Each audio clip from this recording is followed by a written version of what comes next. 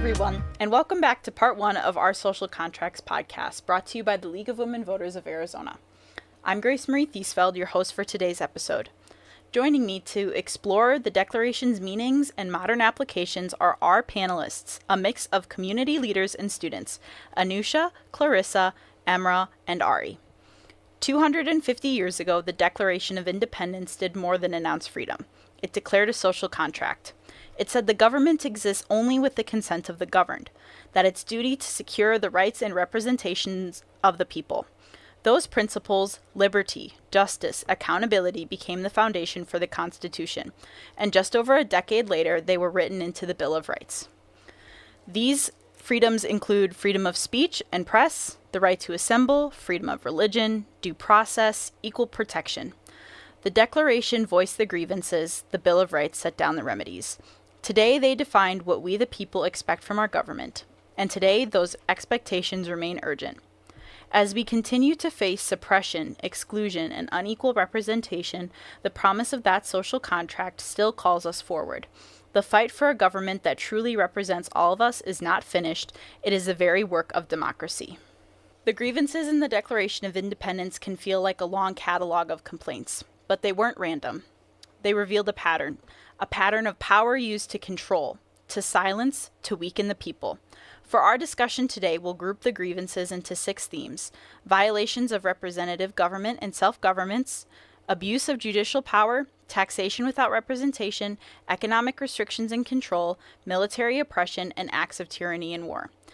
6 themes, 1 message. The colonists were demanding a government that served the people, not the other way around.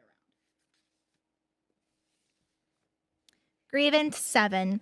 He has endeavored to prevent the population of these states, for that purpose obstructing the laws for naturalization of foreigners, refusing to pass others to encourage their migrations hither, and raising the conditions of new appropriations of lands. Grievance 10. He has erected a multitude of new offices, and sent hither swarms of officers to harass our people and eat out their substance. Grievance 17. For imposing taxes on us without our consent. Grievance 21. For taking away our charters, abolishing our most valuable laws, and altering fundamentally the forms of our governments. Grievance 22. For suspending our own legislatures and declaring themselves invested with power to legislate for us in all cases whatsoever. Panelists, our first question for discussion today is: how did restricting immigration and land ownership limit the colony's growth and independence? And how do we see these issues playing out in the United States today? What do you guys think? Where do we start when we talk about limiting migration? We talk about limiting the growth and the overall economic independence of America, which is one of the most powerful global nations. And so our forefathers knew this, right? So that's why they put it into the Declaration of the Independence, and that's why they were they wanted to get out of British rule. Because they realized how powerful it is when more people work together, I believe. Mm-hmm. Yeah, I think there's a good emphasis on economic growth and independence, like you mentioned, because honestly, limiting immigration limits the labor force, especially within America, because we're so labor heavy, especially skilled labor. I remember we talked in one of my economics classes how immigration, especially skilled immigrants, actually improve the performance of firms, especially startups, which is, again, a major part of the United States and its economy. And so I think it's important to see limiting immigration as a whole just harms us. The economic data shows that. The statistics show that, but there's some kind of stigma around immigration that we see today. Yeah, I absolutely agree. I mean, to me, immigration and housing, those are central to a functioning society. And, Britain trying to limit that is trying to make the colonies more dependent on them. And we sort of see that today, like a sort of dependency that we have to have the government do everything for us. Of which they complain about. Right. Housing and immigration, it's like a sort of freedom that everyone experiences. So it's sad that, the ones that are pulling the strings are the ones that are supposed to protect us, but they're not. the ones that are pulling the strings are the ones that are pushing us over the edge, essentially. Yeah, Emra, I want to continue to kind of pull on that subject of housing too, because I think in Arizona that's something that affects our community most prevalently, and it's a huge problem. And I think when you restrict housing, you create this community of people who don't have anywhere to live. And then again, we fall back to the government like, hey, we need help, like we need some structure, some support systems, and they're nowhere to be found. And it limits the growth that these communities can experience, because how do you expect people to be functioning members of society? They don't even have a safe place to live. Like, that's ridiculous. Yeah, and it's crazy to me that like these two are now like hotly contested topics or issues in politics. Like, I don't know since when that became a thing, but like as we see in the Declaration of Independence, like these are basic human rights and freedoms that everyone, you know, should be entitled to. Yeah, I think there's basically a modern perception that immigrants degrade the culture of America, that they make it worse. But I think it's the opposite, in fact, because, I mean, there's a lot of immigrants sitting at this table, and the main part of immigration is integrating into your community and bringing your culture from your home or from wherever you're from and creating and blending an American version of that. And I think that's so important to acknowledge, because immigration is a blend of cultures. It's not an exclusion of one. It's not a superiority of one. It's a blend. And to add to that, I just think that our country was built on immigrants. And so to take away this foundational part of our country is taking away the spirit of what America should be. Yeah, I agree. What do you guys think the complaint about swarms of officers reveals about the colonists' attitudes towards government control and personal freedom? And we are seeing this happen today across the United States. What kind of impact does government overreach have on the foundation of the social contract? Yeah, I mean, I think it's really interesting because we see the same thing happening, but at different times in history. So swarms of officers, and we have that like Third Amendment to protect soldiers from like, you know, in the homes. But like even today, the government is intruding on people's privacy. And I know that the right to privacy is not explicitly anywhere in the Constitution or like, you know, in our laws, but I think it's inherently in this Declaration of Independence. You know, we've seen the government trying to get rid of abortion rights and telling women what to do with their bodies. And it's just like the presence of the officers from the colonial era is now translating into like modern day things happening to our society. Yeah, it's the authoritarianism. Yeah. So I was just going to say, like, as someone who runs a local rapid response team, the overwhelming thing that we're seeing amongst citizens, whether you are documented or undocumented, American citizens, we're all citizens of this great nation. And the police officers, ICE, DHS, whoever these agents are, we're watching as people are afraid to call the police. We're watching as American citizens are afraid to call the police. They're, I'm going to get emotional, but women are afraid to report abuse, whether it's sexual violence or, I don't know if I'm allowed to say that, but whether it's sexual violence, domestic abuse, or whatever, and it's not even just when it comes to immigrants, it is literally across the board. Women are afraid of the police, and because it's like we can't, we don't have autonomy over our own bodies. And then, like, did you hear about the woman in Texas who they used 83,000 cameras to follow her across the country to charge her with a crime for having an abortion from her abuser? And I think one of the things that I'm going way off topic here, but one of the things that is it sucks so bad is because people don't understand the nuances of abortion, and I think until you're in a position where you actually need one, you don't really care. And the fact that they're using ICE agents and police and FBI and all of these to track down people, regardless of whether it's immigration or regardless of whether it is reproductive freedom, it is insane. And it's terrifying. Literally, it not only goes against the social contract, but it totally obliterates it, if you ask me. Yeah, no, I agree. And I think, like, to your point as well, not only like the camera usage, but earlier in the summer there were things going on where DHS and ICE was using social media as a means to watch people, and it was terrifying. Like, even out of the country travelers were nervous about, like, am I going to be able to get back into the United States, even as a citizen of the United States? It was completely preposterous. Have you seen the videos of people where they're like, hi, this video is for my ICE agent? Yeah.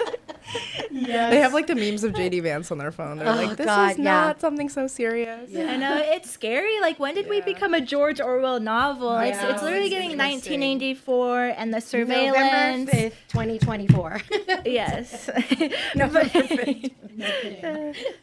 I would love to touch on that fact that Emra mentioned, the Third Amendment, because we are finally seeing that come back around. I've seen videos of people saying they have to deny agents entrance into their house and using the Third Amendment for that, or even like ICE agents coming to their door to ask to use the bathroom. I'm putting that in quotes because I don't know what the intentions were of agents trying to come into somebody's house, but saying that they actually see the value in the Third Amendment now with everything that's been happening. And I find that really interesting with the complaint about swarms of officers. Yeah, I remember being like a little girl, like in one of the first history classes I ever had, hearing about the Third Amendment and like thinking in my head, what could have possibly been going on in this country that we had to make this a rule?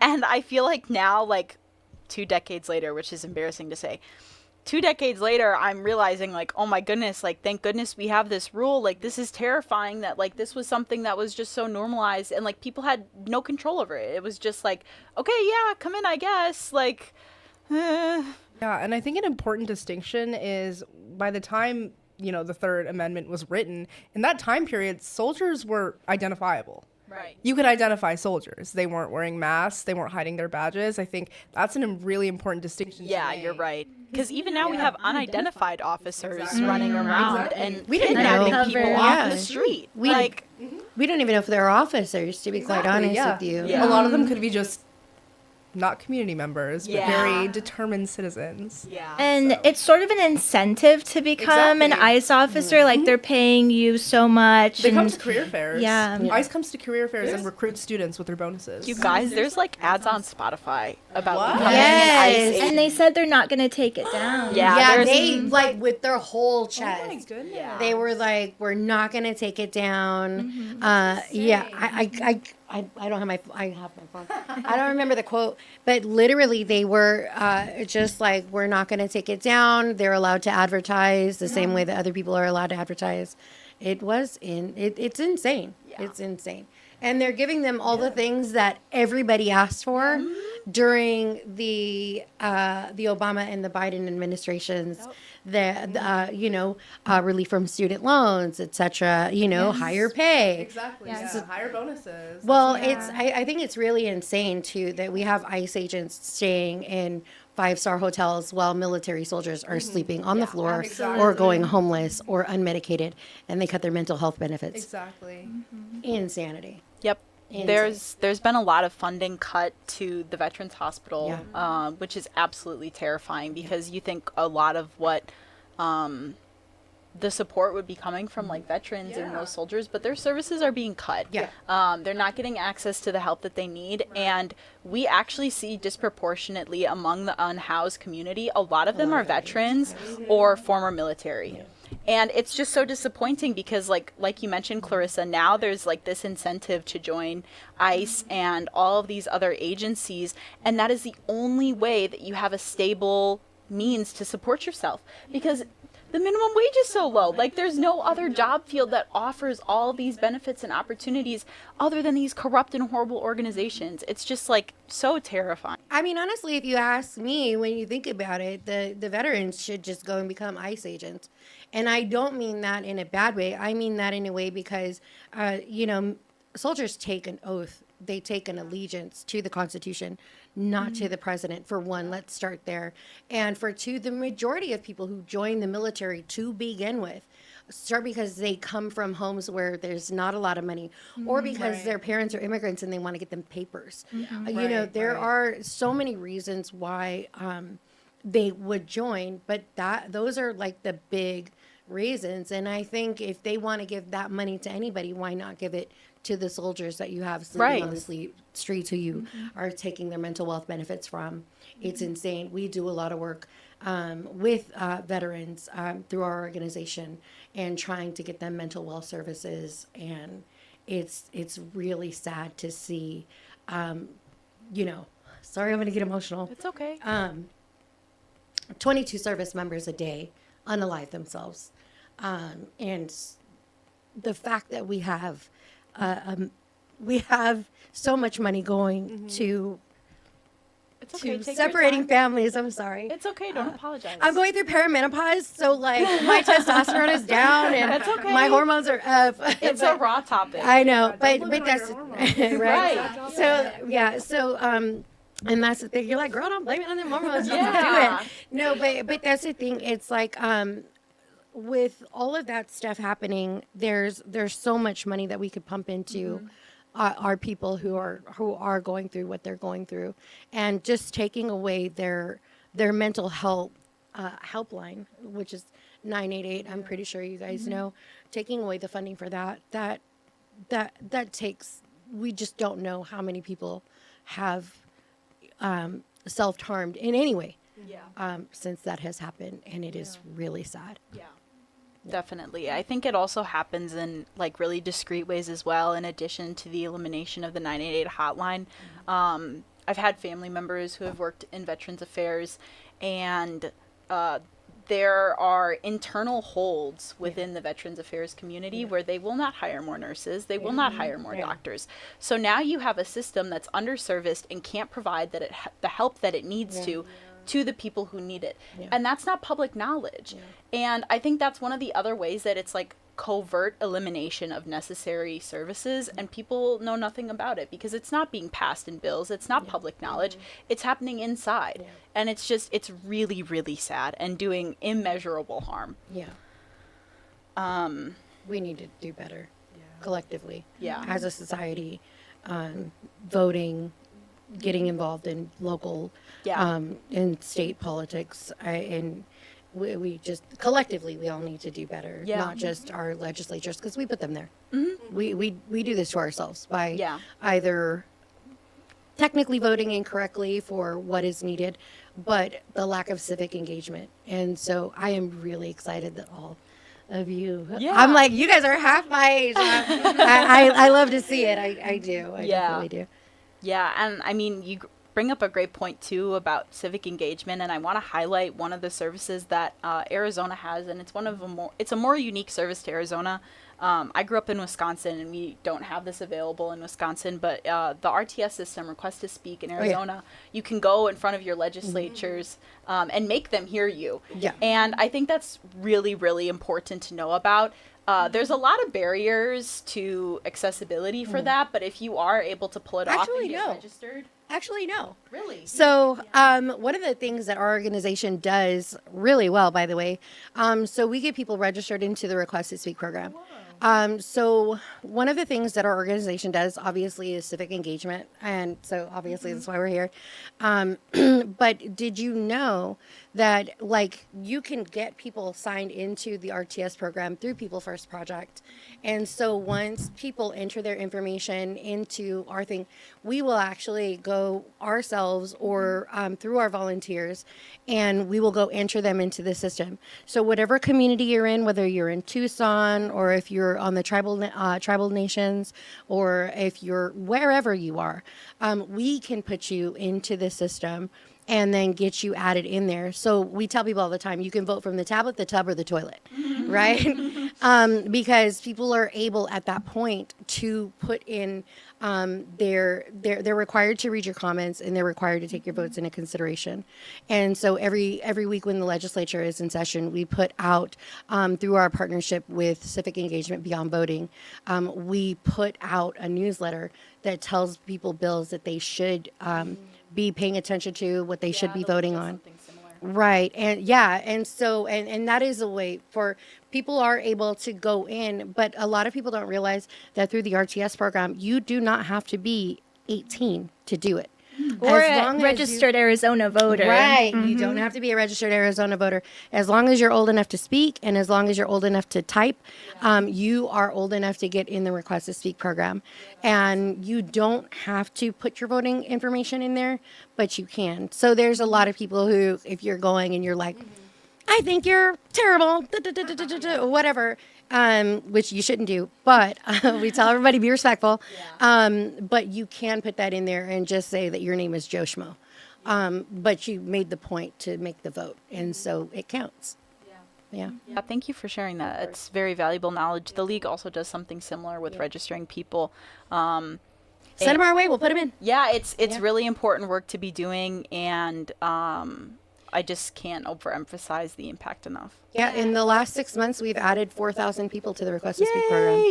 Amazing. Yeah, and like you don't even have to go to the Capitol if you like don't want to speak, because they read your comments online. So Yeah. I didn't even know that was a thing. Yeah. Thanks for that. Yeah. I gave you my red card. It has a QR code on there. You just scan it, and once you put that in there, we automatically every week go put new people into the system. Yeah, that's so cool. See, I like wish more people our age would know that because a lot of people do not. Yeah. They don't think they have a voice. So Yeah. I think that's really interesting. Yeah. that's why we need like more emphasis and like Are inclusion. you about to call me old? No. No, I'm just saying on like the civic That's funny. engagement organizations. Like I think Yeah. they need to be at the colleges. They need to be at the high schools. Well, They we're going to need- be at I ASU on the know, 29th. yeah. Yeah. But they just need a presence at these youth spaces so Yep. that the youth can really be included. Yeah. Yeah. Well, and they do exist, like the Pastor Center for Politics at ASU. It's just an issue of getting them interested. Yup. I think a lot of young people just aren't seeing the why as to why their voice matters and how their impacts really make a difference if they show up. I think stuff like this is part of that problem too, right? So we pushed for either side, and one side will obviously win and one side will obviously lose.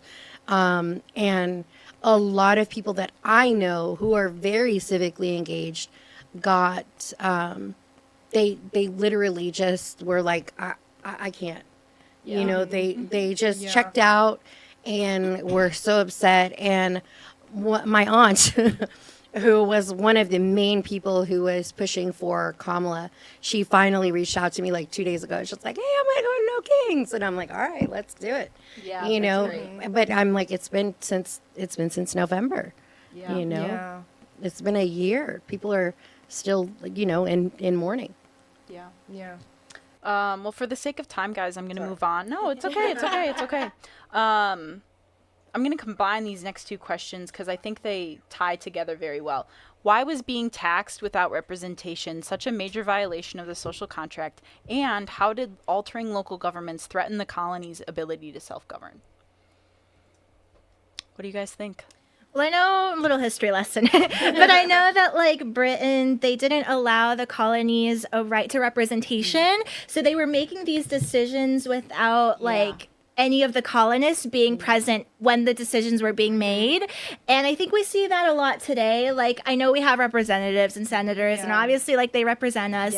But do they really? Yeah. Like, it's crazy. But, and I think, like, especially local governments are where the magic happens. Like, where, you know, the policies are being made that affect everyday lives of citizens. And I think that altering that and, you know, inhibiting local governments to do their job because they are the ones that are on the ground in the communities. They Or know, should be. yes, they know what's going on. So, yeah, they're the ones that make a difference. Yeah. So, like I had wrote down, like, no taxation without representation broke the fundamental principle of the concept of the governed by taking property without the owner's permission. So basically, people thought of it like stealing, and like we can see how that's playing out with the tariffs, right? So all of these tariffs come into play. Yep. Yeah, and then it's like, wait a minute, I didn't vote for this, but you definitely did. And if people would have just Googled tariffs, I just hit the mic. If people would have just Googled tariffs beyond the first page of Google, maybe just went to like the second and third page of Google, maybe they would have gotten a better a clue of what tariffs were before they filled out their ballots. And we're still paying for, in a lot of places, for the tariffs that were passed by Herbert Hoover in 1930. And I told people before the election, I said, we are, like, the decisions we make today don't affect our kids. They affect their kids and their kids. We will be paying these tariffs for the next 40 years. And I think now people are going to start seeing that, because once they go up, it is very, very hard for things to come down. Yeah, I want to add a special tidbit in here. I grew up in Wisconsin, a lot of dairy farmers. Wisconsin. Yeah, you can hear when I talk. A lot of dairy farmers in the Midwest. And more specifically now, we're seeing a lot of farmers come forward and say, I'm losing my profit. Yeah. Like, I have nowhere to do my business. And more specifically, it's impacting the soybean business, because a lot of dairy farmers in the Midwest sold soybeans to China. And now with the tariffs, they're not making a profit. They're no longer getting the same business that they did before. And what's ironic about that is that's a lot of the same demographic and states and counties that we saw going red. And now they're feeling the impacts. And it's just one of those things where it's like, geez, like this was so preventable. Like, you could have had the health and longevity of your farm, because like these are really hard workers. And it's just so disappointing to see like these small businesses die out because of taxation without true representation. Yeah, I think tariffs they have a perception of national pride, that they prioritize domestic, I guess, producers in this case. And a lot of people think that. But again, if you just look at the economic data, a lot of the costs are put on consumers, especially the ones in the U.S. And so I think there's miscommunication, there's miseducation. A lot of people don't not bother, but don't look into the economic effects of tariffs. A lot of people don't want to read an economic paper. I get it. They don't know how to swing the algorithm. Kind of, yeah. But they always assume that tariffs mean America first, which it's not the case. Which is not the case. Again, if you just look at the data, it's not the case. Yeah. So I think that had I thought about like soybeans being like the big like, no, we're not dealing with this anymore, I would have just went out to everybody that lives out in the western states and been like, do you know that Jack in the Box tacos are made out of soy meat? Yep. So let me tell you something. You want those late night tacos? You better not vote protect for the this dairy guy. farmers in Iowa. Right. You like that soy latte? I mean, they're eating tacos. Like, that's a multicultural food. Yeah, like, come on. You think tacos were not made here? Especially in the southwestern United States and Arizona. I'm like, okay, so you're anti-immigration, but you go out to different cultural and restaurants then drink every tequila, week. like, seriously. Okay, that makes sense. I feel like the people who voted for Trump have never had an El Pastor taco. Like, El Pastors are so good. They've only There's had so- Taco Bell. That's it. oh my God. And like even the whole concept of taxes, I know it's such a sensitive topic. People don't like taxes, but They're like necessary. they're necessary, right? They go to the Right. public good. Yeah. They help fund our infrastructure, our social programs, everything. And like I saw an article that, you know, with the whole Charlie Kirk funeral and memorial that happened in Glendale, it, you know, who paid the cost? Yeah, Glendale Glendale taxpayers. taxpayers. 400, $500,000. So insane. And I think that's part of the problem of taxation without representation. It's all this money is going to things where taxpayers aren't seeing it come back to them in Exactly. social services. Like, we have all this money being funneled into the military, and taxpayers aren't seeing their money come back to them and protecting them.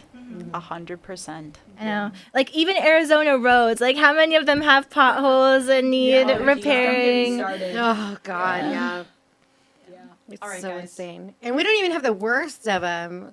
Like, we don't even have the worst. You guys need streets, to but come they're to pretty bad. Tucson and see how the potholes are in Tucson. It's real bad. Well, Real that's bad. a whole. That's like Mexico. What's the beef with Tucson? There's no beef. It's just so far. Like if you're in Phoenix, you're like in this little bubble of Phoenix. Oh, I mean, I guess, yeah. Because people are like, oh my God, Scottsdale's so far. I'm like, it's literally like 15 Yeah, minutes. But that's for true. Phoenicians, it's like hours. Yeah, that's true. Okay, moving into our final question. Why is the suspension of legislatures seen as one of the clearest examples of tyranny in the Declaration of Independence? Yeah, I mean, We see that it silenced elected representatives, and I think we see that a lot today.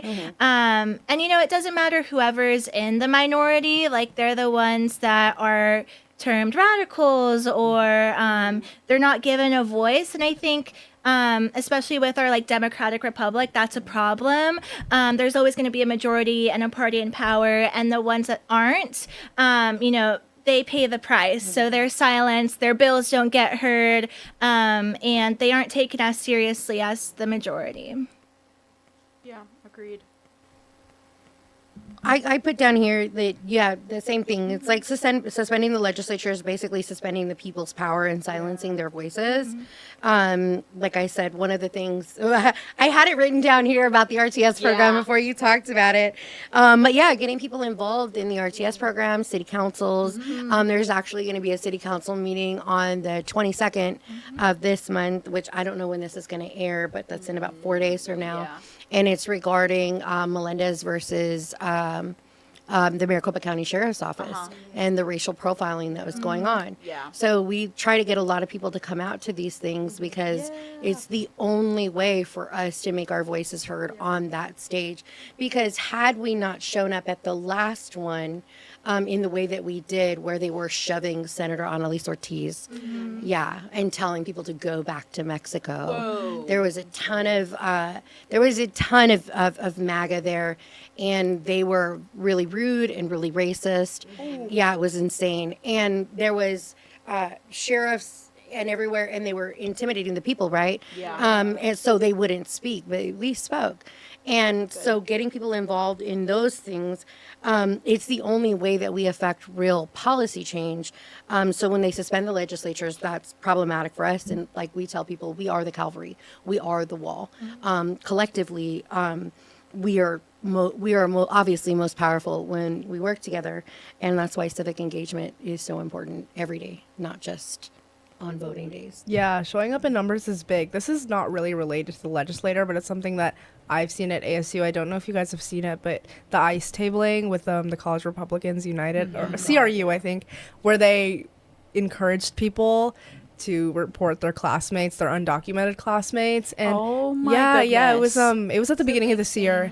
It was at the beginning of this year, and I think what was so special about that is that people came out in numbers to protest it. Good. And it was a really large protest, and it wasn't only like people from the older generation, but it was also like students. And it was amazing the way they organized it, and you show up in numbers, and the impact for them wasn't there. No one did anything. They literally just everyone just watched them. It was like humiliation for them. They're non-existent now. So it's important to show up in numbers. Yeah, did you see there was a ton of recruitments for ICE agents, and the only people that showed up were protesters. That's great. Yeah. It's kind of like with the frogs, right? The Portland frogs. Yeah. Better to troll than be trolled, I guess. As we've seen today, the grievances listed in the Declaration of Independence weren't a random list of complaints. They reflected deeper concerns about representation, justice, immigration, and the abuse of power. Thank you for joining us for episode 5 of our Social Contracts podcast, Breaking Away from Government Overreach and Control, brought to you by the League of Women Voters of Arizona. We hope you enjoyed today's discussion and that it gave you new insights into the Declaration and the way its principles still echo in our civic life. Be sure to tune into our next episode as we'll continue to explore the 27 grievances, focusing on what they teach us about our social contract and how we can view them through a modern lens.